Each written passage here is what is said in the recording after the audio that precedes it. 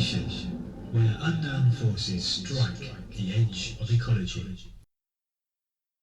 Our guest speaker tonight is somebody I first became aware of when I started to watch Edge Media TV, which is a classic station that deals with these subjects. He approaches a difficult subject with a good deal of concise and accurate and easy to understand information. And his overviews on various subjects connected to it are extremely good. So, without further ado, please welcome former guest Edge TV presenter and noted author and historian on various subjects that relate to conspiracies, Andy Thomas. Okay, thank you, Toyn. I mean, Toyn gave you the really good introduction into some of the background, in a very detailed way, to really, really important stuff. And hopefully, for those of you that come to this group regularly, you're going to get more and more of the jigsaw pieces fitted together. So, there's no point me covering the same areas tonight, but what I want to do is try to give an overview of a subject that, as you well know, is denigrated generally in the mainstream. You mention conspiracy or cover-up or anything like that, you are instantly a target for ridicule. And yet, I mean, when you actually talk to people and you actually get down to what people really believe, you'll find that most of us at heart are conspiracy theorists. And it's true. I mean, I have the privilege, if you want to call it that, to speak to groups not only like yourselves, but also mainstream groups. And it's amazing how quickly they will say, actually, I'd always thought that, but I just didn't know anybody else thought it. And this is part of the problem, because you watch TV and you get a sliver of, reality. It's a version, and that's all it is. Now, I'm aware that many of you are, pretty well educated in this kind of stuff, but it's really worth pulling some of the pieces together, looking at some classic areas and seeing how a thread has gone through history of the fact that we are deceived by those that run the world, or like to think they run the world, and that when we are told to ridicule people that question the status quo, well, basically, they are right to do so, because history shows us over and over again that we are not told the truth about the world we're in, and there are plans afoot, as you've heard from Toyn, which do not include our consent, and this is the issue. So, some of this will be known to you, other bits maybe less so, but we're going to go into some areas and hopefully pull the strings together on them. So we're going to start with this. This is the classic conspiracy image that you so often see. It is the Great Seal of America. If you've got a dollar bill in your pocket, you've got this in your pocket. The occult meaning of pyramids and all of that, that is something that I do deal with in other talks. I'm not going to go into it today, but suffice to say, if you go onto the internet, you will find very long tracts basically taking this image in its finest details and tracing its roots. Now, the world of Freemasonry will tell you this is a very positive symbol. It was created in 1776. According to the Freemasons, it represents the divine being looking over the then 13 states of America. And they see it as a positive symbol. They call it the Eye of Providence. But of course, in the conspiracy mindset, this is a very negative symbol. This is the all-seeing eye, those at the top lording it over us. And we're stuck somewhere down here in the pyramid. We're so stuck in it that many of us don't even know we're in it. And that's the problem. It's not until you stand outside of it, you see what you're in. So it's a perfect symbol, in a way, for the way things are. And, I mean, what I'm not going to go into detail today is what you think the ultimate agenda is. Whether you think it's the reptilian agenda, Satanist, Zionist, EU, whatever. The frank truth of it is, maybe all of these elements are involved, but you're dealing with the same thing nonetheless, whatever you think the roots of it are, okay? We're still essentially faced with having to deal with the same levels of, shall we say, coercion, because we are being coerced to live a life that really isn't what we want. And if you look at the world today, you will find that for every mainstream story, there is a conspiracy theory. And by the way, I use that term with no irony. There is nothing wrong with conspiracy theory. There are conspiracies. We don't always know the whole truth of them, so we need to theorise about them. Anybody wants to argue with that, well, go ahead. So the fact that conspiracy theorist has become a dirty word, I think, is unfortunate, because it's a perfectly legitimate line of inquiry. So whether it be the new Cold War, what's going on in Ukraine, missing aeroplanes, the Islamic State situation, you all, I'm sure, are aware there are 1,000 different versions out there that are not what you're being told on the BBC and the likes of. And absolutely, we are not told the whole truth. So this notion that we are being led by people who are following their own agendas at the expense of our freedom and at the expense of our happiness, frankly, this is not new.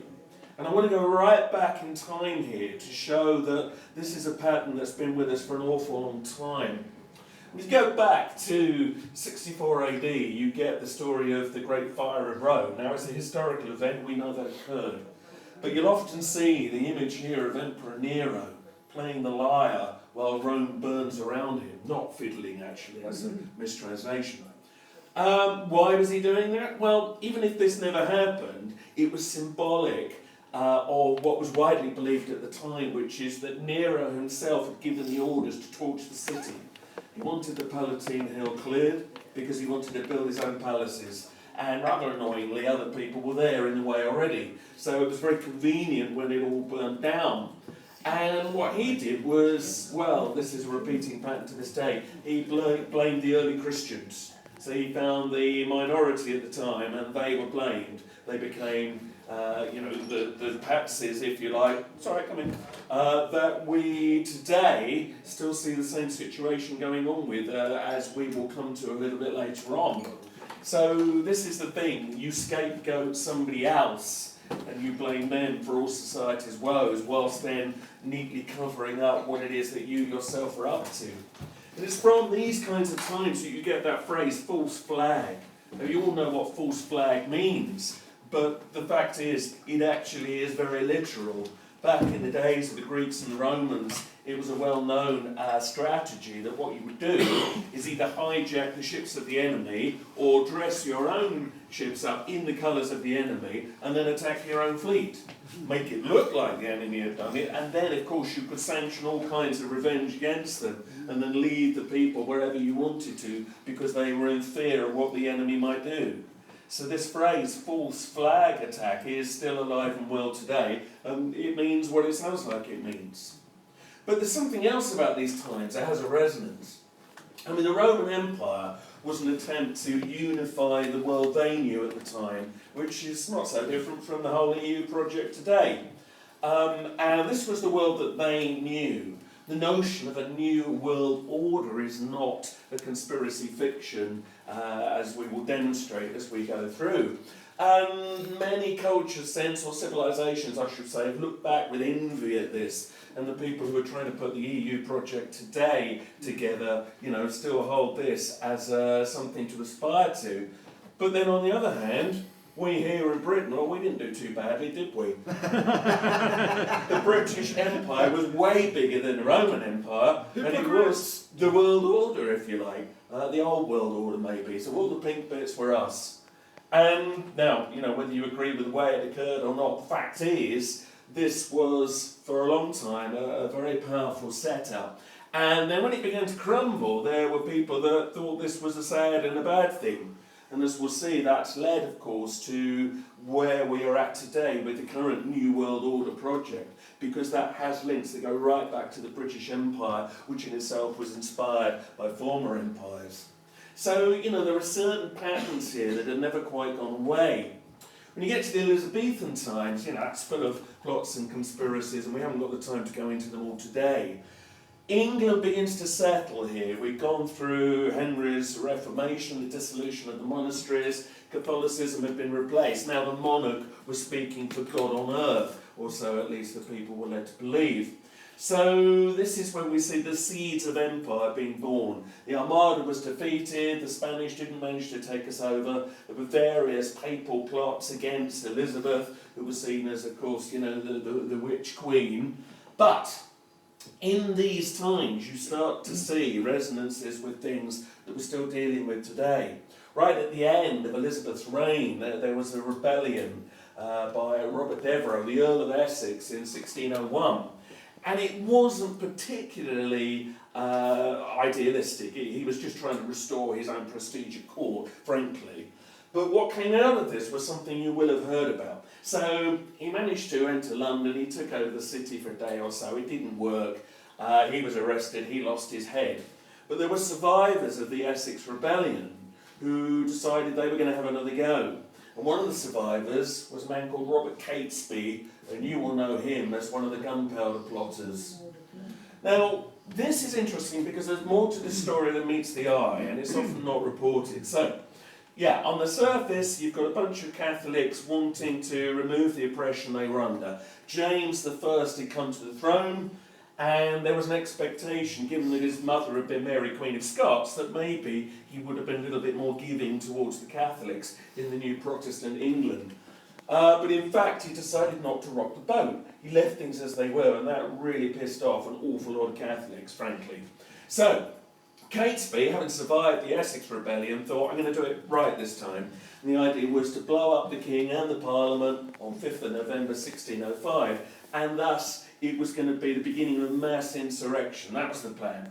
Well, you know that it didn't work. They were found out. One of them warned his second cousin, who was a baron, not to go to the state opening of Parliament that day, but it would give away. So then they found Guido Fawkes, Guy Fawkes, and you know the story. So it ends in executions and shootouts and horrible things, but what's interesting here is it was widely believed at the time that the government of the day put them up to it. Now here we see a resonance with more modern conspiracy theory, that these guys were patsies. Now, one of the people that said this very publicly was a man called John Gerard. He was a Jesuit priest, and Jesuits are not generally liked by conspiracy theorists, and he was not generally liked in his time. But he was, there you see him being tortured in the Tower of London. He was imprisoned. He's one of the few people that ever managed to escape from the Tower of London, even after having been hung up by his hands for 3 days. We still don't know how this happened. But anyway, he got away to France. And he wrote a history of the gunpowder plot. He hadn't been personally involved, but he had known some of the people involved.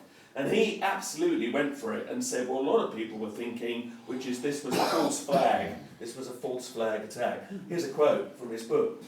He wrote, for purposes of state, the government of the day either found means to instigate the conspirators to undertake their enterprise, or at least being from an early stage of the undertaking fully aware of what was going on, sedulously nursed the insane scheme till the time came to make capital out of it. So that's very frankly saying these guys were deliberately set up to do exactly what happened, to create more oppression against Catholics, and it worked. And that's why Bonfire Night's still with us today, because it was an edict that everybody would remember what had happened to try and put off any other potential insurrectionists.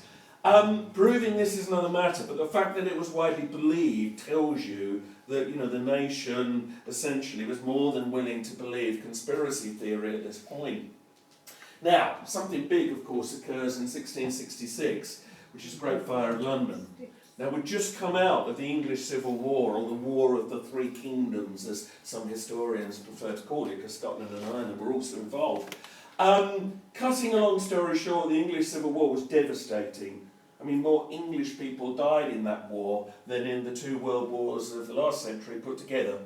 And people don't realise how awful it was. And it meant that at the other end of it, Cromwell had come to power, we'd had the Republic, then he'd died, then they'd restored the monarchy. But everyone was jittery, everyone was looking for people to blame. The fear was civil war would erupt again. So when big things went wrong, like London burning down in 1666, people were looking for people to blame.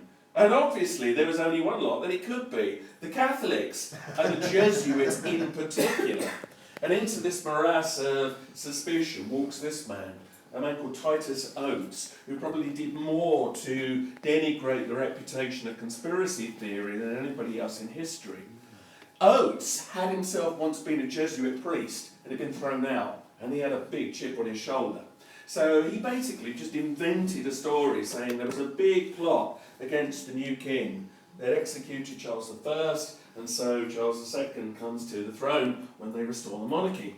Now, even Charles wasn't too sure about this. He thought it sounded a bit concocted, but he couldn't take the chance. So Oates was given a platoon of his own, and he went round, rounding people up, basically. Anybody who he said was part of this new attempted rebellion, from the Catholics. Around 30 people were executed. And yet the evidence was really flimsy. In fact, it was so flimsy in the end, it became obvious he was lying when witnesses came forward to say they'd been paid to say what they'd said. So Oates wound up himself then imprisoned in the stocks. And the thing is, you see, this had been so widely accepted as a real plot and then revealed to be fake that the government looked stupid. And this did a lot of damage to the reputation of conspiracy theorists, because ever after, they have never been taken seriously officially. That doesn't mean that conspiracy theories went away, but it does mean they were never officially sanctioned again. And that's the beginning of conspiracy theorists becoming really a dirty term. So these are events worth knowing something about because they play a role in leading us to where we are today. So conspiracy theory went underground from this point, but it didn't go away. And of course then when you get to 1776, you start to see the building blocks of modern conspiracy theory really falling into place. So you'll often hear about the Illuminati. Well, here are some of the founder members of the real Illuminati, which was, basically a Masonic-like society in Bavaria. Many people, of course, believe that at least their philosophy still continues on to this day. Some believe that the order continues on to this day. That's impossible to prove, frankly. But certainly, they created a tier of power which ran as completely separate from the government of the day. And that's why they were persecuted, in fact, very quickly, and were disbanded in less than 10 years. But some think that it carried on as an underground movement. And certainly in 1776, that's where you see the beginning of the symbolism, the eye over the pyramid, and all of this. So when we refer to the Illuminati today, whether we really mean people with a direct link to them or not, doesn't really matter. It is a catch-all term for this seam of power that is constantly running under everything we see officially. And this is something which, of course, is still absolutely very strong today. And when you start to get into the early 20th century, you start to see evidence that this tier of power is now pretty much in control. Arthur Balfour would eventually become one of our prime ministers, but before he did, in 1909, he wrote to the then US President Theodore Roosevelt. And Balfour realised the empire was on its way out. He had already seen that it wasn't going to last. Okay, and in a way, he was perceptive to see that. So he said to Roosevelt, look, we can all see America's up and coming. How about you and us get together? Well, Terry Boardman has written a very good book about the origins of the New World Order. I would really advise you read it. And I'll quote you Terry here, because he says it the best. He says that what Balfour proposed was, quote, a global Anglo-Saxon confederation that would police the world with the neighbours of the two countries, and through their invincible domination bring eternal peace and prosperity. So in other words, look, the rest are all foreign, we're better than them, we should rule the world. And it does look like that programme, that idea, was taken up. Because, then you begin to see the beginning of the New World Order. People like H.G. Wells and Bertrand Russell, famous writers, philosophers, were all for New World Order.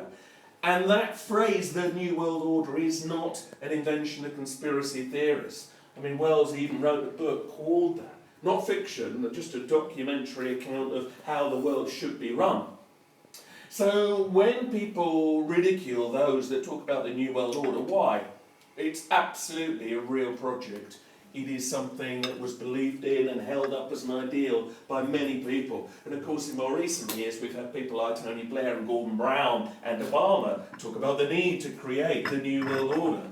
But in the conspiracy philosophy, this is a very dark agenda. tying in some of the things that Toyn was talking about. Is there only in the one? first Sorry, half. interrupting. Is there only one, as far as you know? The New World Order, as far as we know, and I'm going to say a little bit more about this, is essentially, these days, Europe and America. China and Russia seem to have their own plans, okay? Yeah. So that's the essence of it. However, the lines are blurred, and there are factions within factions, of course. Yeah. But it is a real project, there's no question about that. So then you start to see other clues that this theme of power really is taking hold. I mean, in 1913, Woodrow Wilson, again, shortly before he became the President of America, writes a book called The New Freedom. And in this book, he seems to be trying to warn people about what's really going on. And he's very candid in one of the quotes. He says, some of the biggest men in the United States in the field of commerce and manufacture are afraid of somebody, are afraid of something. They know that there is a power somewhere so organised, so subtle, so watchful, so interlocked, so complete, so pervasive, that they had better not speak above their breath when they speak in condemnation of it. Well, that's pretty out there, isn't it? He's telling it like it is. But then something happens, which is that Wilson becomes president. And suddenly, that's the end of any talk about that. And instead he becomes part of the problem. Of course, Wilson was the person that kicked off the Federal Reserve, widely believed to be a completely illegal organisation which just corralled the people's money. And we've got our own version of it here with the Bank of England, of course. And, the world of banking needs a whole night, and I'm sure you're going to come to that sooner or later here. There's no time. You know that essentially if you control the money, you control most things. Maybe not everything, but most things. And certainly the way the people's money was just taken from them without them realising is really worth knowing. And the fact that, the City of London is a completely separate state to the rest of our country. People don't even seem to realise, tells it like it is. They are a law unto themselves. But that is another time. So, the thing is though, you can control the money, but that's not always enough. If you want to control the world, you've got to pull strings and sometimes manipulate events. Particularly during times of war, we see absolutely evidence of this occurring. Many of you will know of the sinking of the Lusitania in 1915. It was a key moment in bringing America into World War I, because they were reluctant at that point. So, the Lusitania, whenever it used to sail across the Atlantic, full of Americans, and it would reach Britain, when it got into British waters, our warships would come and escort it in, because the Atlantic was full of U-boats. But then one day, in 1915, just as it got to Irish waters, our warship escorts just sailed away and left it by itself. And funnily enough, it gets torpedoed, and as you can see, over 1,200 people died. Now this was a massive event, and it had a profound effect. And this is the man who many people implicate with having given the orders to remove the warships. Because Winston Churchill, at this point, was the First Lord of the Admiralty. Now, to many minds, of course, he's one of the big heroes of British history, but there's a lot of people that think he was a very ruthless man and a New World Order manipulator, basically. And certainly the clues are strong that he probably had something to do with giving the orders to make sure the Lusitania was left vulnerable. Here's a letter that he sent to an aide just a few weeks before it occurred. He said, "It is most important to attract neutral shipping to our shores, in the hope especially of embroiling the United States with Germany," which of course he wanted. "For our part, we want the traffic, the more the better. And if some of it gets into trouble, better still." It's a pretty damning statement, because then a ship goes down and he gets what he wants, and of course then America joins the war, not fully as a result, but it's a big influence. These posters suddenly go around America, with the mother and the baby drowning off the Lusitania with that simple word, enlist. So, this seems to be a manipulation, and there's lots of other conspiracy theories around this, but you're getting the idea. But here's the weird thing. When it's us, right, when it's the good guys that are accused of this, everybody goes, "No, we'd never do that." When it's the bad guys, we go, "Of course they'd do that." The burning of the Reichstag, of course, in 1933 in Berlin is widely seen as a false flag act. where the Nazis set fire to the Reichstag Parliament and blamed the communists. This really mattered to the Nazis at this point because they were not in full control of the Parliament at this point. They needed something that would basically discredit the communists. So, by having blamed this on them, then the Communist Party were finished and they took over, and well, you know the rest of the story. The evidence that they torched this themselves is unclear, funnily enough. They probably did, but it's not 100% proven. But look how much we're all willing to believe it. Newspapers, historians, oh, well, of course the Nazis did it. But then, if you start talking about the Lusitania, see what they say. Oh, no. And of course, then we get Pearl Harbor. Yeah. Well, let's talk about that today. They're going to sort of reinter the bones, aren't they, with the soldiers and the sailors here. Anyway, that's another story. So, Pearl Harbor is again widely seen as, if not a false flag attack, certainly an attack that was encouraged to occur and allowed to occur, which of course has resonance with 9/11, which we will come to. The thing is that America had been blockading the Japanese oil for quite some time. It was guaranteed to get a response sooner or later. It is absolutely clear there were many intelligence reports that an attack was coming. It was pretty obvious where it was going to be. There were one or two choices, but they did nothing to stop it.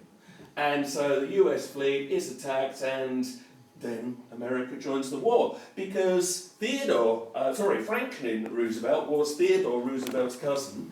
He was now president. He was keen for America to join the war. But because there was a lot of business interests in Nazi Germany from America, there was an awful lot of reluctance in the nation for that to occur. But this, having been attacked by the Japanese, by a third party as it was a good way of getting them into the war. And, well, again, you know the rest of the story. You might think that it's some kind of modern conspiracy reinvention, that people thought this was some kind of false flag thing. Again, not so. At the time, people thought this was a setup. Even head honchos in the US Navy. Vice Admiral Libby was one of the top men. He was convinced they'd allowed it to happen. And here's a quote from Libby. He said, "I will go to my grave convinced that FDR, Roosevelt, ordered Pearl Harbor to let happen. He must have known." And you will find many, many other quotes from similar US Navy personnel just saying, sorry, but this was the setup. But history doesn't record that, and if you start to talk about that, you're described as being unpatriotic in America, or this is the way the world is, unfortunately. But you're seeing a pattern evolve here. And then you get a very interesting scene at the end of the war. So, at Yalta in Crimea, you get this unholy trinity. Now, Crimea has often been a big flashpoint in world history, back in the Victorian days, of course, and this is an interesting moment. This is where you see the next stage of the New World Order, where the torch is essentially passed from Britain to America as the leader of the project, and where Russia is set up as the new big enemy. Now, Stalin was not a nice man, and I don't know that anybody can make any excuses for him, although people in Russia do these days, apparently. But this seems to be, I think, the time where you see the beginning of what we're in now. And Churchill is there looking a little bit sort of broken because we were broken as a nation. Financially, we were in massive debt, and America basically could call all the shots. Now, that doesn't mean we fall out of the picture. It's absolutely clear that British involvement in the New World Order project is still strong, and that America still needs us as part of it. But certainly they then took it forward. And as I said, countries in the East, they seem to have their own agendas. They're not part of this. Well, if you've read your George Orwell, you will know you need a big enemy. You need your Albert Goldstein or whatever he's called in the book. You need someone to kick against. And Stalin seemed to be more than happy to play that role and was foolish enough to play it.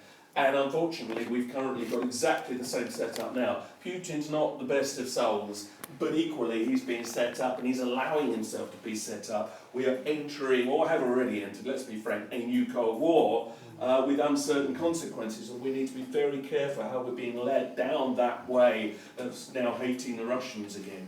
So, you know, history is repeating, and Crimea once again has been a part of it. So manipulating events and wars and ends of wars, this matters. But what about creating a war based on nothing? So the Vietnam War, as you know, was a very devastating conflict that began in the 60s. And you'll often hear that it began with the Gulf of Tonkin attack.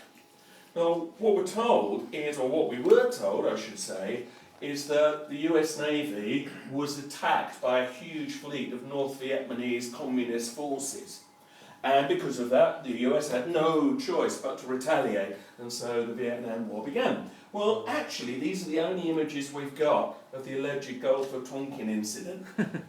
Just a minor gunboat incident which occurred every other day. I mean, this was normal. This was business as usual. The reality of the story was finally admitted about, 7 or 8 years ago, within the last decade, not that long.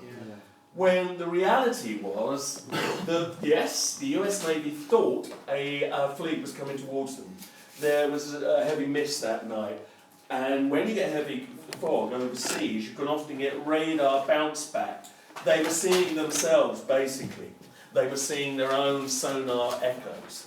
And they realised this, and they did start blasting away. They decided we'd better open fire, just in case. It was quickly realised it was a mistake. They stopped, and they radioed back to the White House and said, false alarm, don't worry, everybody back to sleep. But did the White House tell anybody that? No. Instead, the next day, Robert McNamara, the Defence Secretary of the time, said, we've been attacked terribly, and we must go to war. And another interesting character in these realms, Lyndon B. Johnson, was categorically told there was no attack. And yet he goes to the journalists the next day and makes a big speech saying why we must go to war because of this big attack. And then a few years later they're saying, oh yeah, no, it didn't really happen, but well, you know, the fog of war. Yeah, well, for that fog of war, many people died and suffered. This is the world we live in, though, where it seems to be that you can sacrifice thousands in the name of an agenda if somebody thinks it's the right one, or we are mere pawns in this, and that's the sad truth of it. Lyndon B. Johnson, as you'll see in a minute, is implicated in many things. I'm not going to go into the sinking of the USS Liberty today. There is a longer version of this talk. If anybody wants to go onto YouTube, there's a 2-hour version of this where I do talk about that, and I write about it here. But he, again, is implicated in that business. But let's just move on. So the Vietnam War occurs, okay? This has a huge effect, but it also starts to affect the way we see our leaders. And it therefore begins to eat away at our faith in those that are supposedly running the world. People like this, funnily enough. Right, Richard Nixon, Watergate. Now, here's the thing. On the surface, Watergate doesn't look like that much. It looked like a bit of a political espionage that Nixon got his fingers burned because he was shown to have covered up knowledge of a burglary. That's essentially the story, but there is more to it. So, here's the story. So, Nixon, of course, was a Republican. Burglars were found in this office complex, the Watergate building. Here we are, this is it, this is Watergate. Hence the appending of the word gate to any conspiracy theory in the years since, because of this building.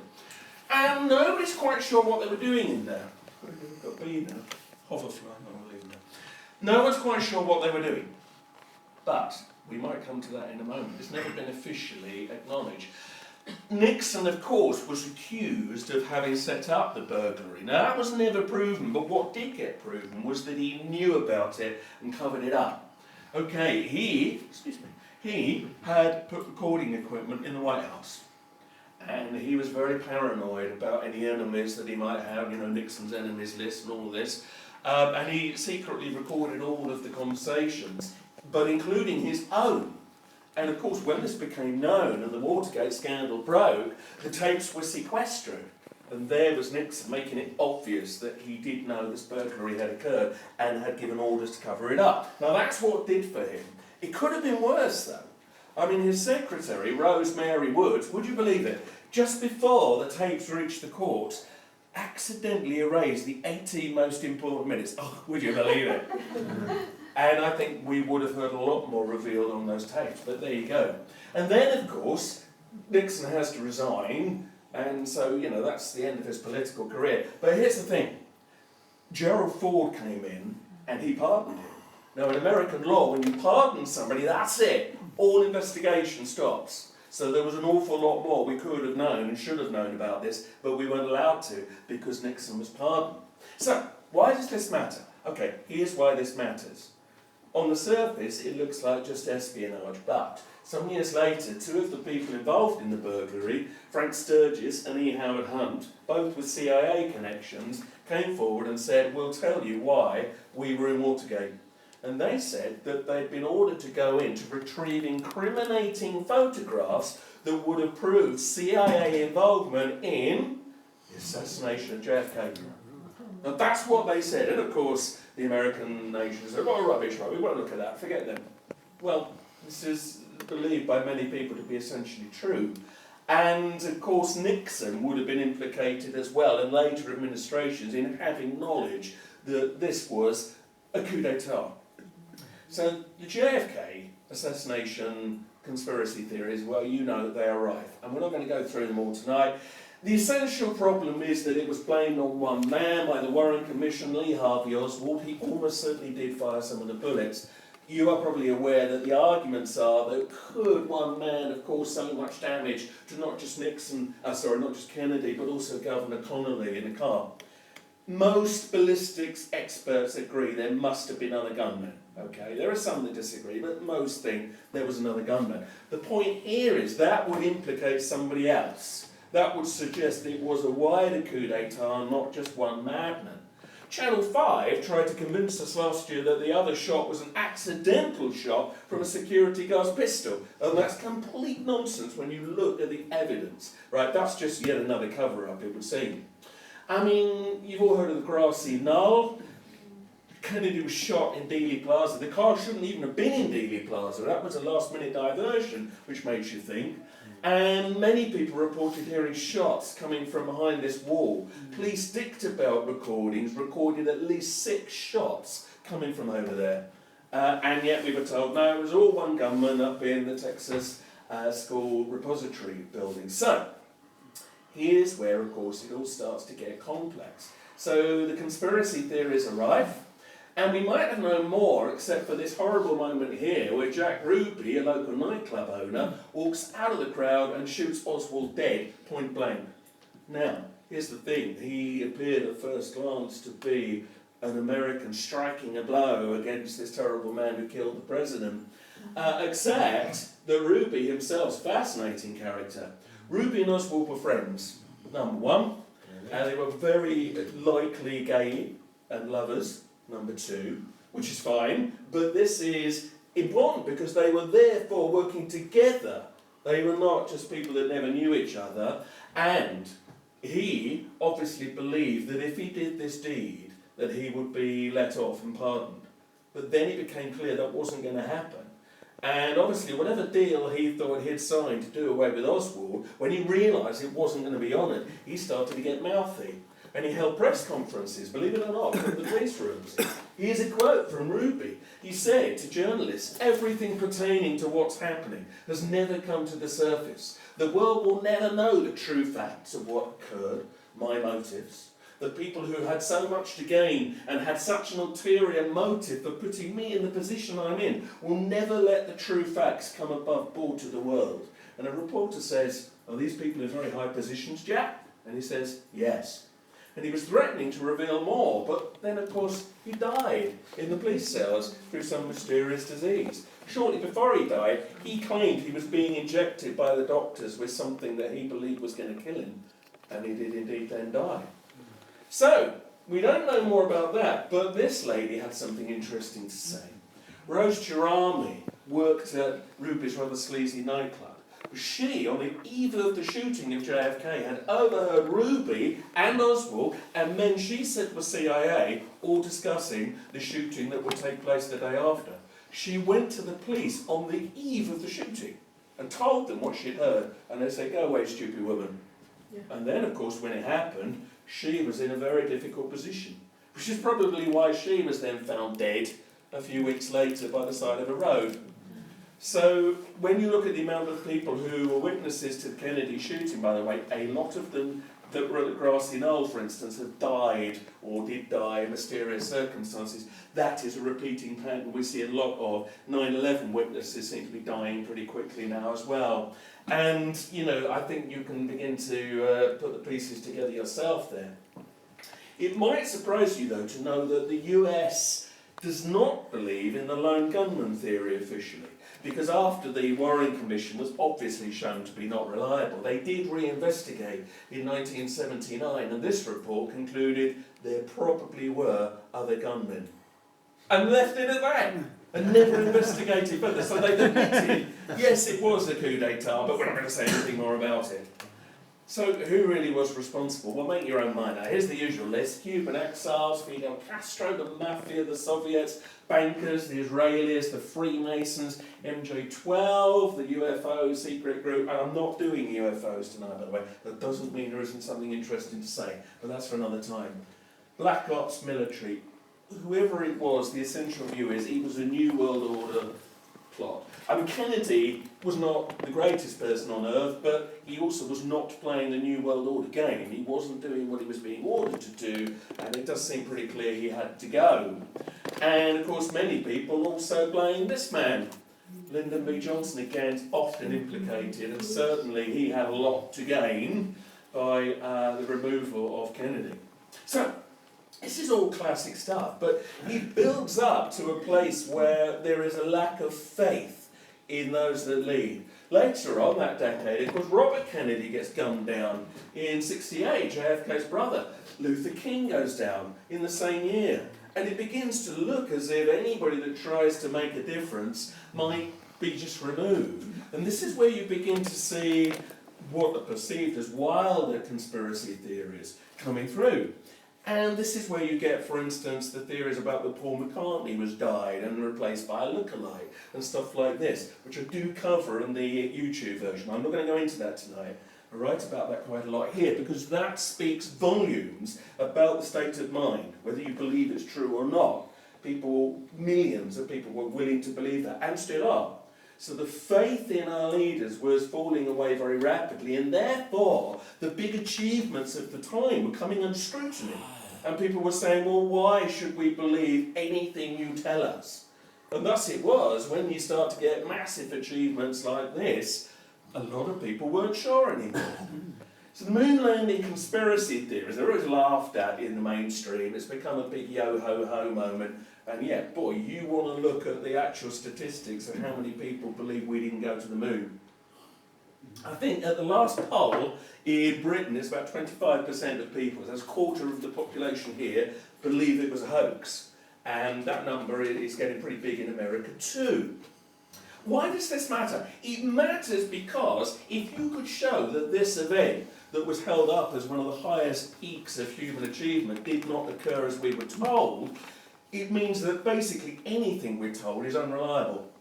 And it really unsettles some people, and you get a lot of very emotive arguments going on the internet about this.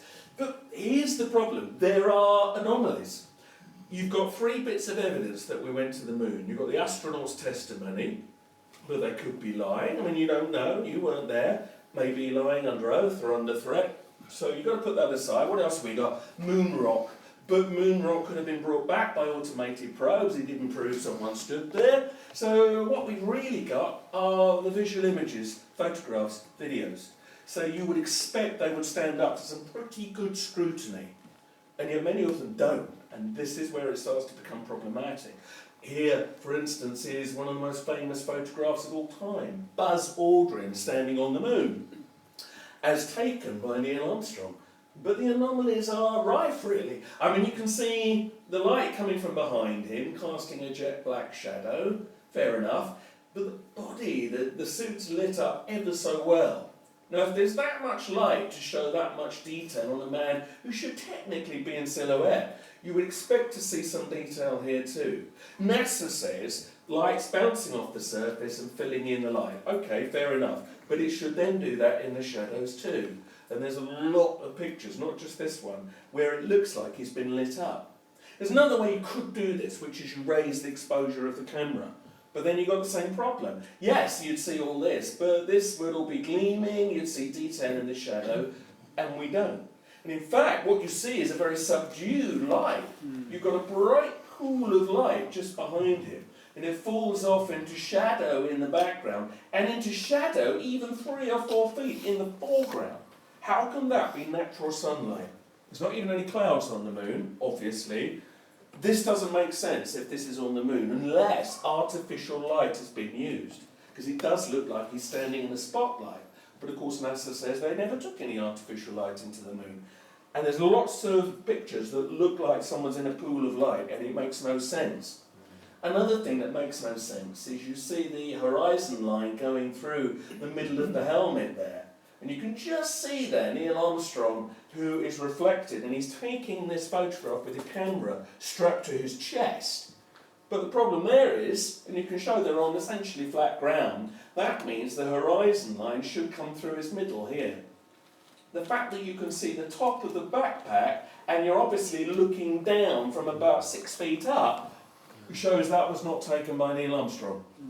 There is something very wrong with this image.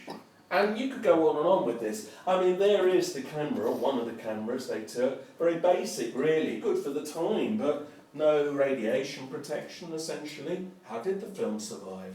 There is one argument that they did go to the moon, but the radiation fogged the film and they had to prove something to the Russians. Others say they never went at all, of course. The radiation would have been too much for the people. These are issues for another time. And you can see there the camera strapped to the chest. You can see another shadow anomaly there, another horizon anomaly there. Impossible for it to be at that level if that astronaut there took it. So there are issues, and you can't deny it when you start to look at them. There is apparently the sun, there is the lunar lander, jet black shadow on the ground, and yet look how well lit up that is. I mean, the astronaut's glowing. You know, it's not just a slightly subdued reflected light. I mean, and you can see from these arrows here, when you zoom in, and go and do this by the way, you can find very high-res shots on the internet. You will see there are bright reflective points clearly coming in from a light source right off to the side. It is not bouncing off the surface. So these are things that, of course, reveal a lot. One of the issues we got here also is you never see any craters underneath any of the 6 missions. You never see any soot or blackening, and NASA says, well, we cut the retros just before we came down. But then look at the film, and you'll see a massive displacement of dust going up. There's no evidence of that in any of these shots. Let me take you to Mars for a moment. Comparatively, this is where the Mars Curiosity rover got lowered down 2 or 3 years ago from a platform hovering about 70 feet up. And its retro scalded the ground visibly. And yet on the moon, nothing. In fact, on the moon, there's not even any dust on the feet. It's like somebody vacuumed. It's not just one mission, it's all 6 missions you get these anomalies. And given that the astronauts kept saying, dust went everywhere, well, there's no evidence of that anywhere at all in the visual record. Compare that to another Mars lander, the Phoenix lander a few years ago, showing what you'd expect, dirt and dust on the foot. These are issues that have not been resolved. Here's another one that's not resolved. You often see that automatic shot of the lunar lander going back up into orbit from the moon. You see the explosive bolts go off, but this is going up allegedly on several £1,000s worth of thrust. And yet we see nothing. There's no glow, there's no jet, there's nothing. Now some would say, we're in a vacuum, you wouldn't see it. Yes, you would. This used exactly the same fuel mix as the space shuttle would a few years later. And when the shuttle fired its thrusters in a vacuum, you knew about it. On the moon, nothing. It's like it's going up on a wire, frankly, which is of course what many people believe. If NASA had never faked an image, there wouldn't be an issue, but they have. There's at least 3 images you can prove are cut and paste jobs. This is one of them. Michael Collins, supposedly spacewalking from Gemini 10 in the mid-60s, or at least we thought that, until a few years later somebody went through the NASA image bank and found this picture of Collins in a test aeroplane, and it's absolutely the same shot, and they've cut him out and stuck him on black. I mean, that's how cheap it is. And if they can do that once or twice or 3 times, well, how do you know they didn't do it 3,000 times? And that's the problem. Now, here's the thing. Again, some say, this is modern conspiracy, retrospective, changing the story. No, it isn't. People at the time believed there was something wrong, even the astronauts. The first man on the moon should have been Virgil Grissom. And here he is with the people who should have gone with him. Okay, Chaffee and White. Now, Grissom was very critical of the technology. He didn't think it was going to work. He said, I'm really not convinced we're ever going to get to the moon. He even held a press conference where he hung a lemon on the capsule to show his feelings about it. He thought it was a death trap. And he said one week to his wife, if there is ever a serious accident in the space program, it's likely to be me. And when she said, well, why do you think that? He said, because I'm getting death threats, and they're almost certainly coming from within NASA. Well, odd it was then that just a few weeks after that, he and the rest of the crew died in the Apollo 1 fire on the launch pad. Now, this was plainly suspicious from the start. They were in a very oxygen-rich atmosphere, which was guaranteed to be volatile if you got the slightest spark, and lo and behold, they all died. It wasn't even taking off, it was just a test sitting in it. Now, at the time, a lot of people said this was sabotage. Some years later, Grissom's son, Scott Grissom, had now become a qualified aerospace engineer. He demanded to see the capsule that his father died in, and he had to go through the courts for a long time to get to it, and in the end they had to grant him permission.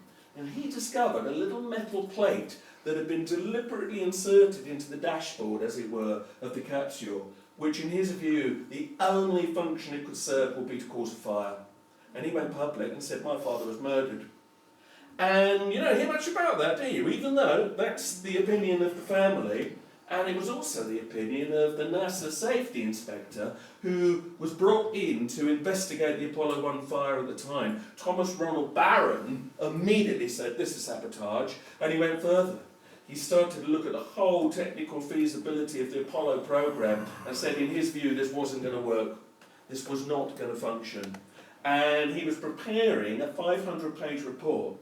We've never seen that, but we have got the 30-page preliminary report. And it's pretty damning. But the reason we never saw the fuller report was that he then died in a mysterious car crash. So anybody else who was thinking of pointing out any of the anomalies in the Apollo program might have shut up after that, you know? But the point I'm making here, there's 2 points. Number one, it is not a conspiracy invention today that people doubt it. People at the time had serious issues around it and clearly were told to shut up or made to shut up. And number two, that's why this is a very emotive issue. Arguing about whether we went to the moon or not really matters, because if we didn't, or at least weren't told the whole truth about it, then everything else must be a tissue of lies. And of course, that's what many believe. And let's come a couple of decades after that, you get to the whole Princess Diana thing. This has a similar resonance because here we see somebody that many people believe, in fact the majority of people believe, was taken out because she wasn't playing the game. Doesn't matter how many inquests you have that say it was a drunken driver that killed her, when you look at the polls, around 90% of the British population at least believes she was murdered. Right? So we're all conspiracy theorists at heart, most of us. And the facts of the matter is, the official story does stink. Whatever really happened, the inquest did not include so much important stuff. You know the story. She broke up with Charles, it all went horribly wrong. She got very mouthy in interviews and started to make quite threatening comments. I'm going to expose the royal family. The Secret Service is running this country. There are dark forces. Saying stuff that was probably true, but probably not a good thing to say if you want to keep your life. And then, of course, in '97, the crash occurs. So, the inquests say the crash occurred because the paparazzi were chasing the car in Paris and the driver was drunk. Was he drunk? Well, probably not. Henri Paul was a professional. Why would he be drunk when he was driving? All of the CCTV on the night, and there he is, all of the people that met him said this man was not drunk. But the toxicology report that claims to be from a blood sample from him said that he was in fact so intoxicated, had he been that intoxicated, he wouldn't even have been able to have got out of bed that day. Right? Now it's been proved the blood sample got switched. The blood sample they claim was his got switched. And they said, oh yes, but we did further tests. So we know it was him. On the eve of the report coming out, Henri Paul's family were called in. And they were told, don't worry, your son will be exonerated. He was not responsible. And yet, the report came out and they completely reversed that view and he was blamed essentially for it all. And then, of course, it gets even weirder because you've got all the claims of the white Fiat, the clips, the car. We know this occurred. The paint from a white Fiat was on the Mercedes. People saw the white Fiat. Funnily enough, none of the CCTV in that quarter of Paris was working that night. Oh dear, so the authorities couldn't trace it. Well, Mohammed Al-Fayed, who, okay, is not seen as the most reliable of sources, but his son had just died in the crash, Dodi, said, no, not having that. So he called in private detectives, and within a few weeks they traced the car, they believe, to this man, James Andanson. And there he is with the white Fiat. Now, he denied it was him. He said he wasn't there that night. But odd it was then that a short while later, he was found dead in a different burnt-out car. There was a bullet hole in his head, but hey, guess what? His head had been decapitated as well. The inquest in France ruled this as suicide. It's that bad. I mean, this is what we're dealing with, right? We're told to believe this. So, you know, you can have your own thoughts about that, I'm sure. There are so many things that the inquests have never touched on this. They didn't talk about this. That's the clever way. If you want a certain result, what you do is just not include that evidence there or there or there. You stick to the little bits that you want to give you the result you want. And of course, we've also got Diana's letters to Paul Burrell, who's not the most reliable man in the world, but we know the letters are true, that's acknowledged. And she also said the same things to Lord Mishcon. And what she said was, they are trying to kill me. There is a plot to get rid of me. And we've even got the letters, and it's pretty damning stuff. I mean, here she says, look, this particular phase in my life is the most dangerous. My husband, so she thought it was Charles doing this, is planning an accident in my car, brake failure, and serious head injury in order to make the path clear for him to marry. Who? Tiggy. Wrong. Tiggy. Camilla is nothing but a decoy. Who's Tiggy? Wow. Tiggy Le Bourg was the nanny to Princes William and Harry. And it was long rumoured that Charles had had an affair with her, as well as seeing Camilla Parker Bowles. So Diana's view was he wanted to marry Tiggy.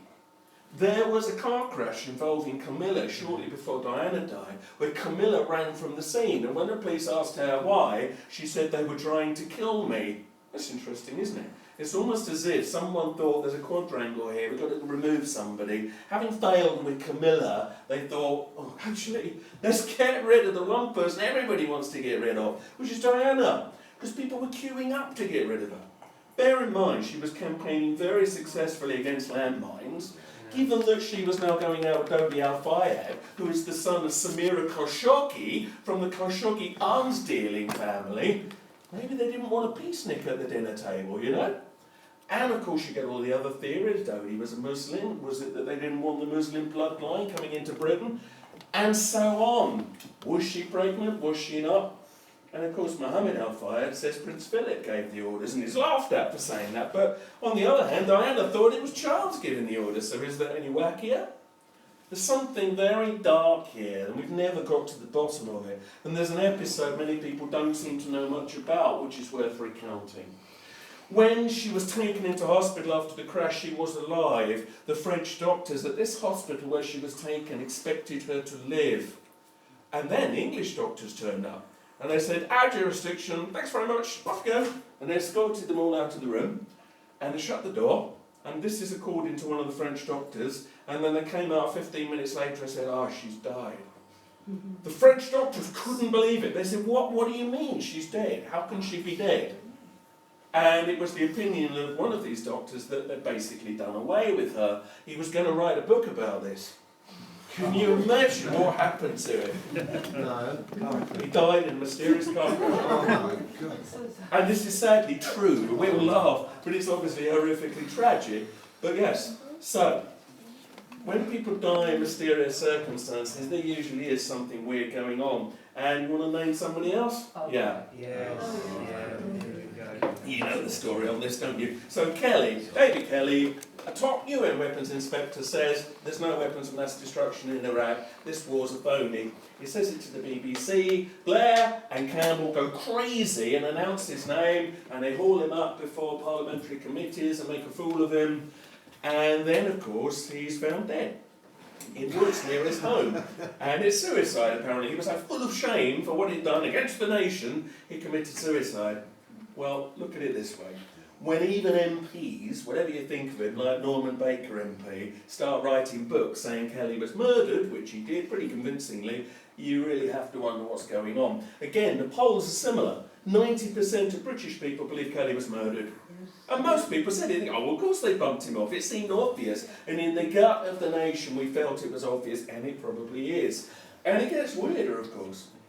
So, the wounds that we're told in his wrist killed him were not enough. They couldn't have killed him. There was very little blood loss. That shouldn't have killed him. His body was provably moved from where it was originally found by the search party, just slumped peacefully against a tree, to when the police photograph him and he's sprawled on the floor with a knife on his chest, like it had been redressed to make it look like a suicide. So, the whole business of the Lord Hutton inquiry was to work out the real cause of death, because there was a question mark over it, yes? That was the whole point of it. What was the cause of the death of David Kelly? And as Norman Baker got up in Parliament and shouted about this, only 3 or 4 days into the inquiry, which was going to take weeks, the coroner suddenly produces a death certificate saying suicide. And they all go, oh, right, well, that's fine. Well, we can just tidy it up now. The whole point of the inquiry was to find out the cause of death. Once they had this mysterious new coroner's certificate that seemed to know it was suicide, that was it. They pretty much ended the inquiry. And then when people complained and said this is an outrage, what did Hutton do? He put a stop on any information about the Kelly death for another 70 years. So we're not going to know now any of the details. They claim prove that it was suicide for another, 60 years now. That's the nation we're living in. And of course it stinks, and everybody knows it stinks. And all of that, of course, was a spin-off from the War on Terror.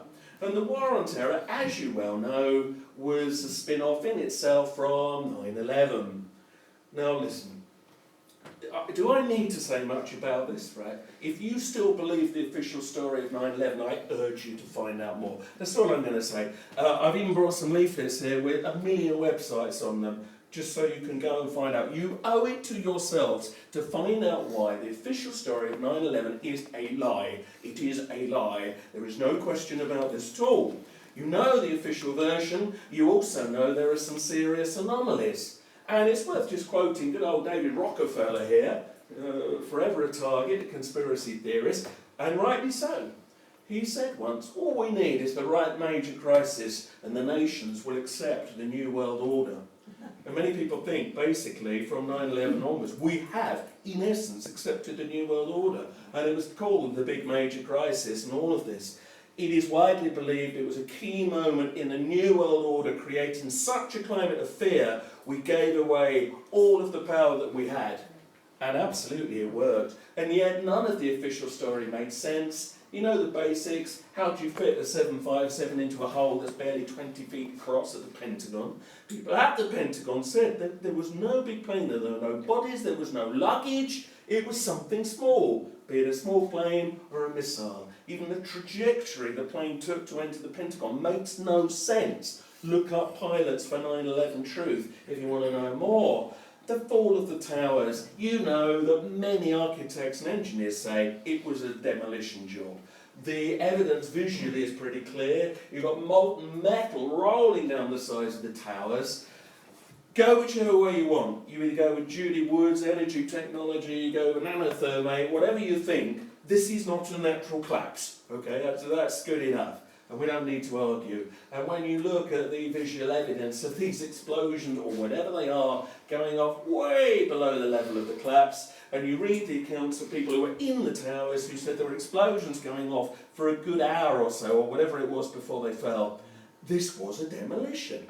And if you don't believe that, well, you know the story on building number 7, which does this later on and was never hit by an aeroplane.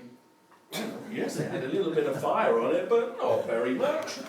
And if a building like this collapses due to a couple of little fires, well, look at it this way, they should have evacuated every city in the world the next day. I won't go on. You owe it to yourselves. This is running your world. The events of 9/11, right, are not just something in the distant past. There are direct consequences right here, right now, from an event that is clearly a setup. And absolutely, we've not been told the whole truth at all. And sadly, the same for 7-7 over here. There are so many anomalies. They tell you they've identified all of the bombers by visual recognition. No, they haven't. There's only one that's absolutely recognised on the video. The videos they show us, by the way, are highly anomalous. The time code's wrong. The train they were supposed to catch that day never ran. And then they said, oh, sorry, we got that wrong. And then they changed the record. And there are visual anomalies too. This guy here seems to have a railing going in front of his body. It looks like a very poor photoshopping job done in a hurry. So some of the images we're told prove this are highly unreliable. People on the bus said there were very weird things going on. The bus got diverted into Tavistock Square, it would seem, by vehicles, all a bit odd.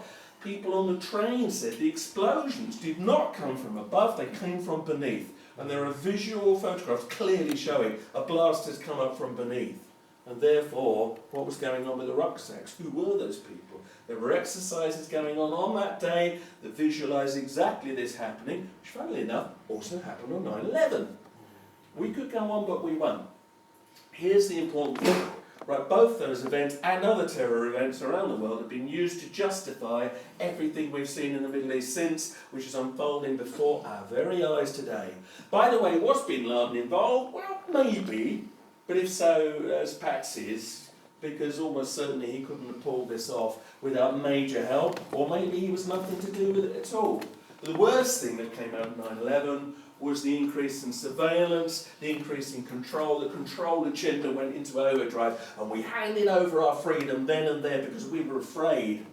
And we're still handing it over now. Charlie Hebdo, name whatever you want, we keep doing it. And then Charlie Hebdo, the world leaders go into the streets to campaign for freedom of speech, and then take it all away. Fantastic, isn't it?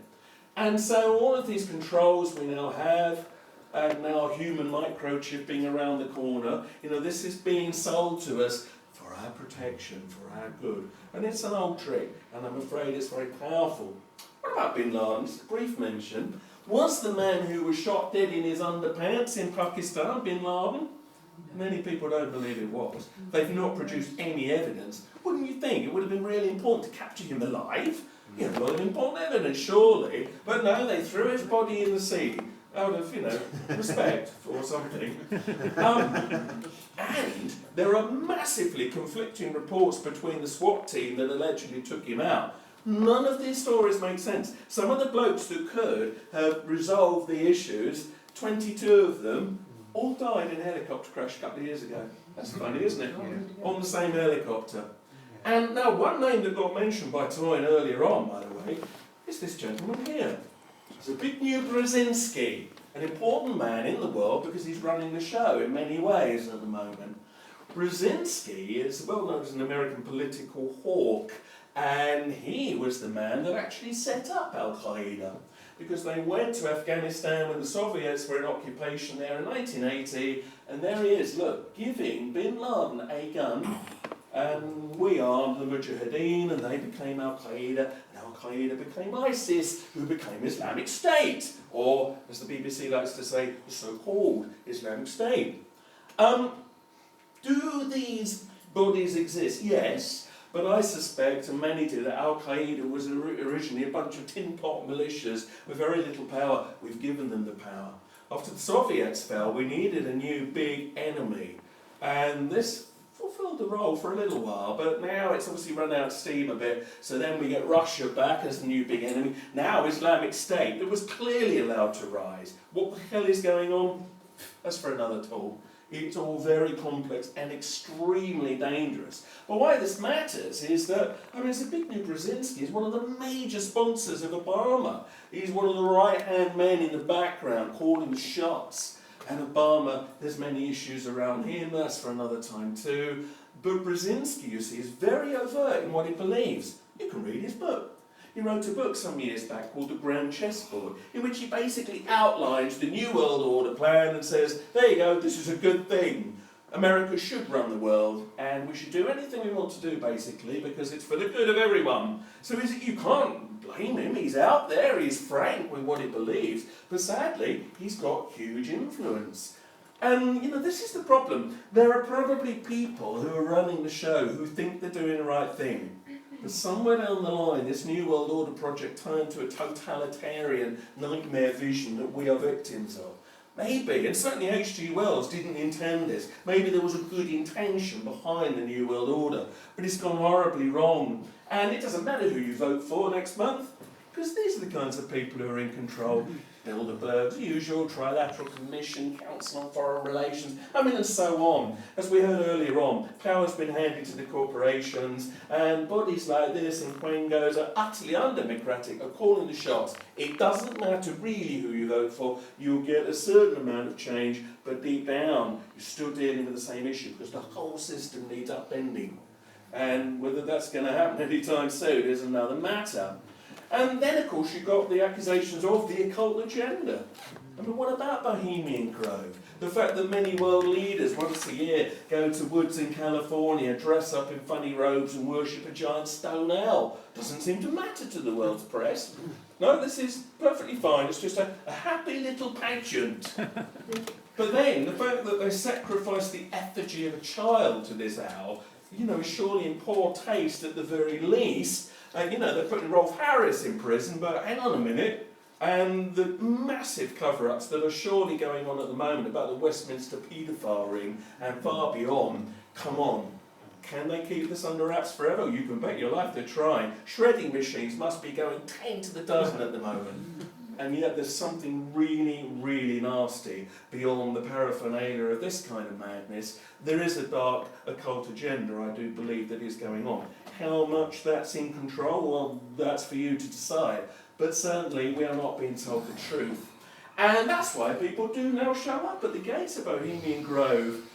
It's open, it's an open secret. It's not even denied. They just say, fuck you, we'll do what we want. We're a secret society. But people do go and they do complain. But equally, that's why many people believe there might be efforts to control us or wipe us all out. The belief in chemtrails. Whatever you think, whether you think they're real or not, the fact that so many people believe that we are being suppressed by chemicals in the air, or worse, tells you how very wrong everything's gone. That we have no faith at all in the people running the show. In fact, they're the enemy. And we're here just trying to get on with our lives and be nice to people while they're doing very dark things. You've got massive fears about stuff like the HARP project. I'm sure you're all aware of this. It's actually not currently working, they say, but it probably doesn't need to because its progeny continues on in new projects. If you don't know what the HARP project is, they basically learn to energise the ionosphere and do all kinds of weird things, but it could theoretically cause earthquakes and tsunamis, and a lot of people think maybe they're using it as a weapon. And some people think some of the patterns of big geological events around the world look a bit suspicious sometimes. Again, is this true? I don't know. But the fact that so many people believe it might be true shows you that it's gone badly wrong. And do you even need to do that? Read Brzezinski's book. He actually advocates we put satellites in orbit that beam down basically suppressive electromagnetic waves that basically keep us docile. And he says this is the right thing to do. And you can read it in W.H. Smith, you go, oh, look at that. And this man's running the world. And why don't we hold these people to account? But we just go, oh, I ain't got time for this. And there are many satellites. The vast majority of satellites, did you know, are military, and we've got no idea what they're doing. No idea. So, could this be going on? Do we even need that? Are we just controlled well enough by this anyway? We just take on the messages, all right, and we've got lovely food, horrible food really, just awful stuff, but it's enough to keep us docile and sitting there and not being active. But hey, guess what? That's all right.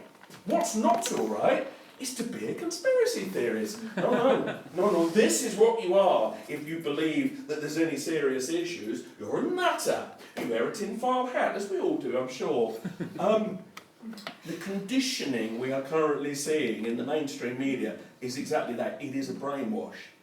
And it does work to a degree, sadly. People think anybody that questions the status quo must be a wicked person that's trying to sort of upset the world, and they're stupid, and they're uninformed. Actually, I find that many of the people that are investigating this, like many of you good selves, are hyper-intelligent, and this is a serious insult. to many people who've got the right to question. If we don't question, what happens next? Look at recent events just in the mainstream. Hillsborough, the fact that Murdoch was running the world, MPs' expenses, banking scandals, military scandals, Jimmy bloody Savile, who was named as a paedophile on conspiracy websites 10 years ago. And they let it go on and took no action. And now, it's not conspiracy theory, it's just news. That always happens, doesn't it? When it finally has to be admitted by the mainstream, it's not conspiracy, it's a scandal, it's corruption. And Edward Snowden, listen, do we trust everything he says? God knows, but he's right to have exposed the fact there is a massive surveillance program, just like we all knew. But that was conspiracy theory, wasn't it? Now, sadly, the world shrugged and said, oh, well, so we just accept we're under surveillance now, which was probably the idea. And we're giving in. We must not give in. We've got to fight. Here's the thing. I agree with Toyn. All is not lost, right? So I've dredged up here a lot of serious issues. You've seen them. There is a repeating pattern of control and deception and control and more control and surveillance. It's been around for a very long time. But here's the thing.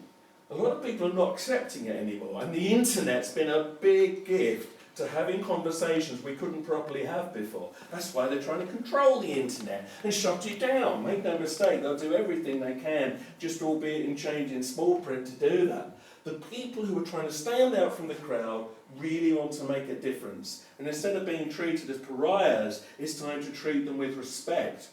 Because this programme here is quite old now. And actually, I think a lot of people feel that there's a desperation creeping in. Maybe they know their time is going to be at an end soon. More and more people do know about this. More and more people are disenchanted with the way the world's run. Hence, all the people who just can't even be bothered to vote. Maybe they're right because the system stinks.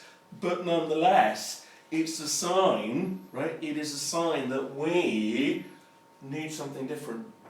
And maybe there is a new dawn around the corner. We need to use this period ahead while we can. While you've got a free, more or less, internet, while you've got the freedom of speech, well, we can actually have these meetings. Have you heard in France, there are plans afoot to outlaw conspiracy theory? Have you read this?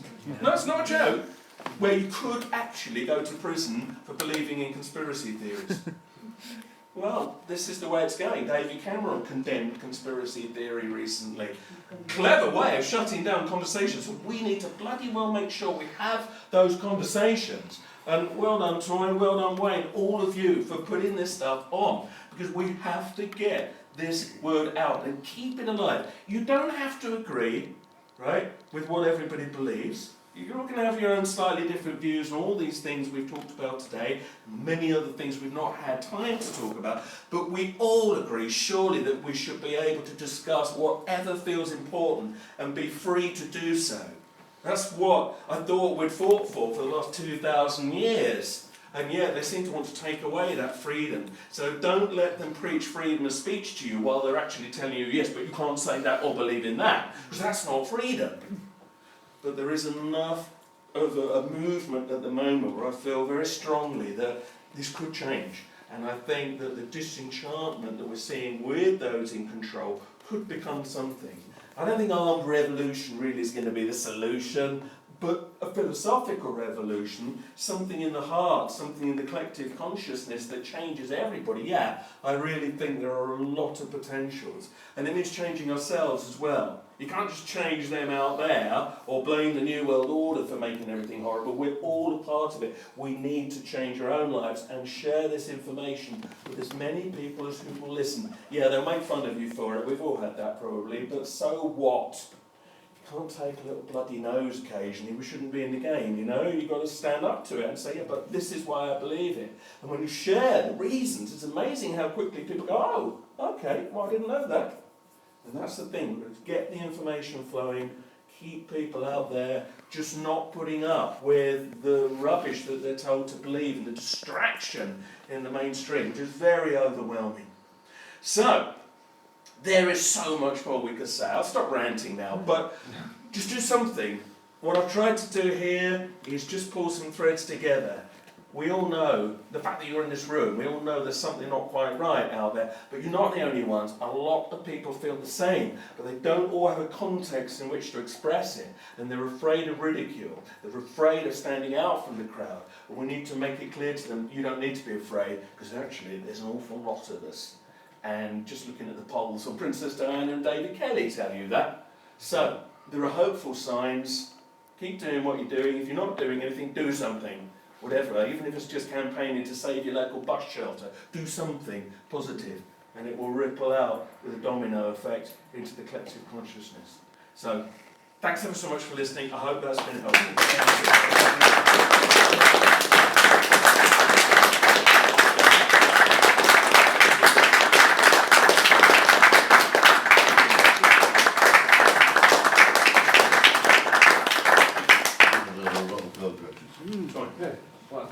Well, put some light on. well, I hope everyone's moved by what we tried to do this evening. I certainly am. And cancel the lights out. I do If you've got any questions or comments, Yes, please do. I'll take that as a good sign. Yes. I'm amazed at how overwhelming every political party is. How they're part of this conspiracy that we talk about, the New World Order. I went to a conference, or a hustings, a green hustings, and the speaker spoke at length about climate change. We were allowed to ask questions, not allowed to make a contribution, only to ask questions. So I asked the question, is it connected to, is climate change, could it be connected to facilitate harm by ionising the atmosphere with chemtrails? And he just looked at me blank, as if he didn't understand what I was talking about. And that's the response I got from 100 people, really, that were there. But there was one exception, one bloke would come over and talk to me. But in actual fact, they're completely ignorant of it. And the high-ups, because this bloke was the top man, something like second or third in command of the Green Party, didn't have a clue what I was talking about. And chemtrails and geoengineering in general is never mentioned by the party that represents specialisation in the environment. Yes. It's crazy. I mean, I think there's two issues there. One is, I think a lot of everyday folk probably don't know about HAARP or chemtrails. They've never come across it. I suspect those at the top of the tree probably are aware of the issues, but they're not going to talk about it. There's unquestionably that there's just a blanket denial, particularly anything to do with climate change, obviously, but that they simply won't go there, because to open that door, if they'd actually tried to respond to you, they would have given you a platform. They're not going to do that. And that's the thing. The clever thing is they just look at you like you're bonkers. And that's a fantastic way of marginalising any views you might have. But yes, a lot of people still don't know this stuff. And that's why we've got to make them aware. And then you might find, maybe in 10 years' time, a few hands might go up and they might know what you're talking about. But yeah, it is an issue. But more and more people are becoming aware. And I mean, I picked up a book about clouds recently. Just like in a garden centre, a book about clouds. And it did mention chemtrails. Many people believe chemtrails, and I thought, well, okay, so it's seeping. It didn't obviously believe in it, but the fact that it had to refer to it, it means this stuff seeping out. Ditto 9/11. Whenever they have to say, these stupid people that believe 9/11 was a conspiracy, including comedians, was Jack D the other day, was making fun of them. I mean, that's sad because he's quite funny, but at the same time, the fact that he has to put them down, it's seeped into the culture. We know now. A lot of people know there is a doubt. And somebody might go, I didn't know anybody even did doubt that. I'll go and look that one up. So maybe, from what seems like a bad situation, something good might come. It's getting out there that you can talk about this stuff gradually now, more and more. And more people will recognise it, but still not enough, I grant you.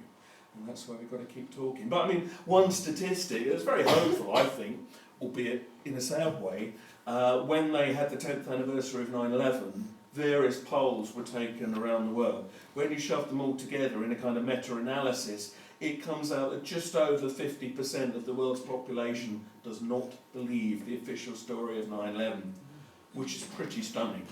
And therefore, that means that all the work that the 9/11 truthers have done is paying off.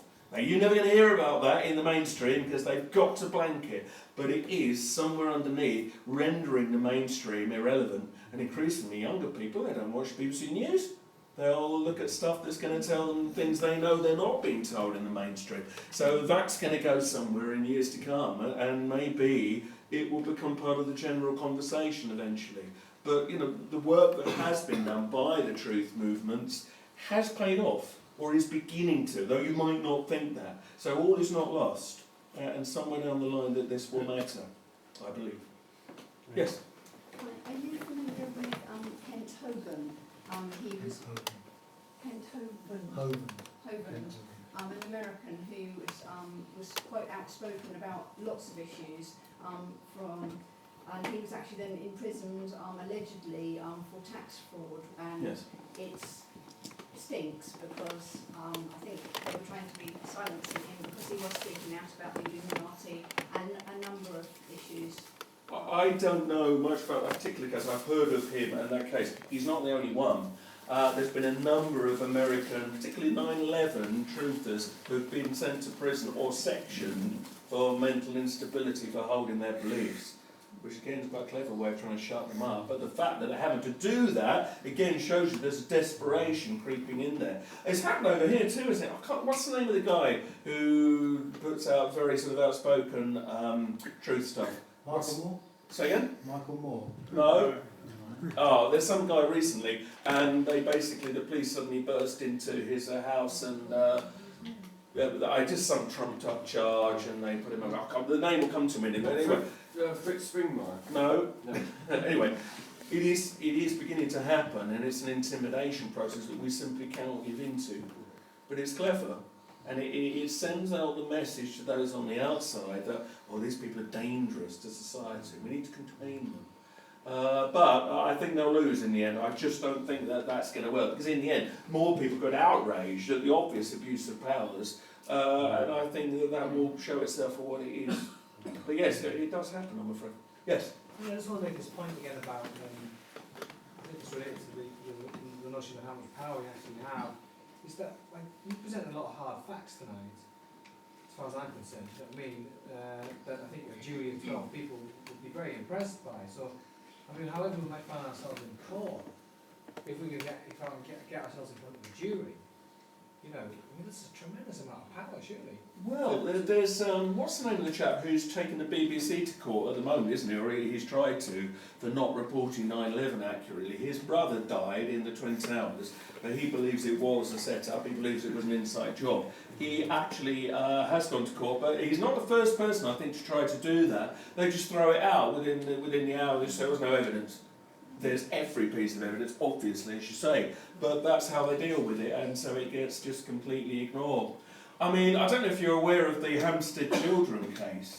This is very weird. Some of you will have seen this. So only a few weeks ago, these young kids, a girl and a boy around 10, were talking about having been abused by everyone, church, doctors, you know, they were in care, and it was serious occult abuse, nasty satanic stuff. And they came across as really convincing. Now, there's two ways of looking at it. You go, well, either that's true, and then that's really terrible, or they've been forced to say this by somebody, which is still terrible and abuse, but you expect it to be dealt with properly. That eventually came to court, and all the court did was throw it out within 45 minutes and say, oh, I think they blamed the stepfather, so he's forced them to say it. End. The mother. And the mother, yeah. So that was the end of the case. It appears a total travesty. There's no investigation. No, there was no investigation. The kids named names. They even said that one of their teachers had a birthmark and a groin they couldn't possibly have known about. Did anyone check this? No, apparently not. So the problem is the very people, of course, who are implicated in many of these accusations are the very people running the whole show. That's the problem. But you're quite right, there's enormous amounts of evidence out there, but they just simply declare it isn't evidence. Well, in a common law court, the jury would be the... If they ever let it get near a jury, you know. Yes, sir. I just wonder, what's your take on the, you know, the Rotherham gang that were abusing children, raping children for about 16 years, and Yeah. the social services knew about it, and local politicians knew about it, but the social services knew about it all that time, which I'm sure you're familiar with. I just wonder what your take on that was. Well, I think the first thing to say about that is it's becoming clearer that this is not just a problem in Rotherham or Hampstead. It's obviously pretty widespread. I think what's happened at the moment is that they're trying to foist all the blame onto the world of celebrity. So you get in your Rolf Harrises and your Savills and all of that. Okay, fair enough. But the people who are in like Westminster, they are trying so hard not to let that come out. So yeah, right, Cyril Smith, he's dead, so we can blame Cyril and his mates. And yet, as you heard, there's accusations around people like Ted Heath and people from more recent times. Now, I don't know if the accusations are true, so I can't say that, but they should be investigated properly. And at the moment, you just know it's not going to get a proper investigation. It was a Muslim gang who had raped the children. It was in that You case. can't speak against Islam in this country. Oh no, I mean I think that is a problem. I mean what they've done in Rotherham is mix that together so you can't have a clear discussion about it. Yes, that's right. Is it worth pointing out that the 5 years ago, the only group in this country that was talking about this was the English Defence League, and they were pilloried as being racist liars. They said that in Luton they felt it was the tip of an iceberg, and this is consequently proven to be absolutely accurate. I don't think there's anybody who can factually doubt this now. Yeah. I mean, part of the problem what we've got to be very careful of, though, is divide and rule. Yes, there are problems like Rotherham and Muslim, there are issues, but we are also encouraged to hate more. And that's a great way of controlling. We mustn't fall into that either. The stereotyping of Muslims or Russians, increasingly, is not helpful. So yeah, where there's blame to apportion, let's sort it out and get it investigated. But we can't be blanket about it because that is used to control us. But it can be, but nonetheless, have we not got to acknowledge factually that there are certain crimes where certain particular groups are far higher, whether it's Muslim, Christian or anything. And we can't deny that in the name of not saying the truth, simply in the name of, we're not coming from hate, we're coming from the truth and trying to change them. But this is, I feel at the moment we're at a really interesting time. How long can you keep all this stuff under the carpet? They're trying, but how long? It needs one whistleblower or something to burst, and I think we're going to get a very different view of society. And it will be quite nasty for a while, and I think it will be upsetting, but we need to go through that. We need to kind of get over that and see the reality and really deal with it. And I think, we are certainly, at the moment, still, you can feel it's holding back a dam. It's like a wall of stuff, and they're just about pushing it out of our consciousness, but I don't know. I don't know how long you can do that for. Andy, our speaker last week, Ray Sheath, spoke of a period of uncertainty that could happen after the general election. If it's a very, very split coalition or non-coalition, and that could be a period of chaos, maybe also opportunity to push forward. There may be a lot of MPs have been voted out, or parties that have become more powerful that were smaller parties before, and it could be an opportunity to push these ideas forward when things are in turmoil before a possible second election. Well, yes, I mean, if we get a massive period of uncertainty, I agree, it's going to offer an opportunity for a lot of stuff to be discussed that wouldn't normally get a hearing. But I expect they'll try and move on from that quite quickly. But I mean, the election is interesting, because although I'm saying it doesn't make that much difference, I will personally vote. I don't personally go down the Russell Brand view, because although I know the system is set up completely against us, I don't want to give them the impression that I don't care. Right, I do care. I know that my vote where we live is not going to make any difference, right? Because the Tories are going to win regardless. Okay, but I'm still going to vote because I like to believe one day the system could be changed in enough of a way to make it workable. It isn't today. It just doesn't function properly, but it could change. And I think the only problem is if everybody says we're not participating, the hope is they think, we'll change it. But I think more likely they'll think, great, they don't care, we just do what we want. Yeah. And that's a real danger. So I will be voting, even though I think there's serious issues around it. But that's a personal view. Or don't just not vote, go and spoil your vote. You know, make your voice heard, write something on it, because it has to be counted.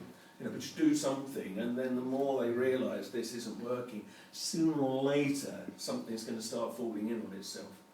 You know. Do you think that if there, if there was a crisis, that crisis they could lose control, and that would be an opportunity for us, or would the crisis be managed in such a way that it's been engineered? I mean, in Australia, they've been talking about people on benefits, if they don't have immunisations, their benefits would be taken away. I know. And there's been conspiracy theories about the Georgia Stones, about depopulation.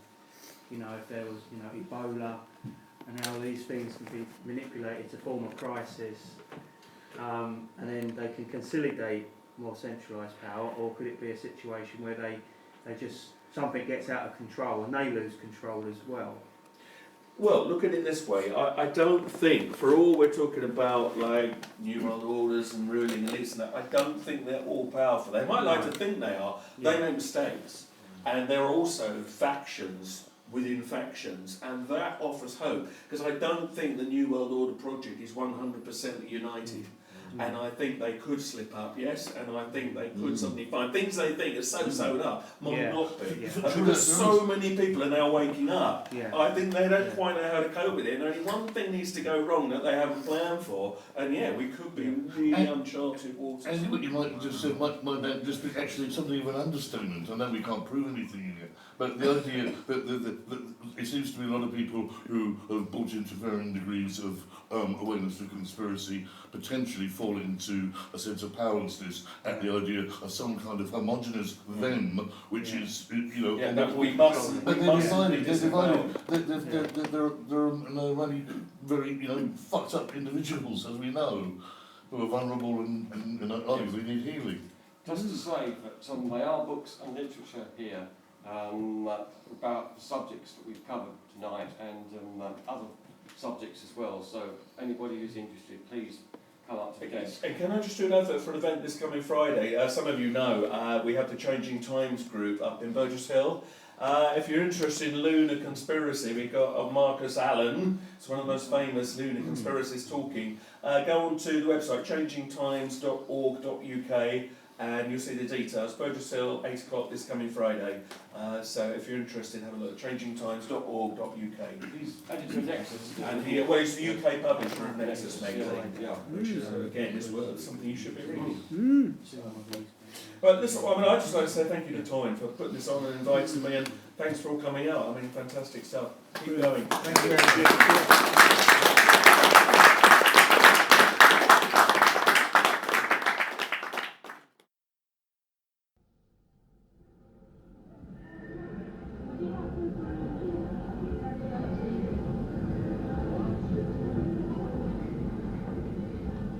The information where unknown forces strike the edge of ecology.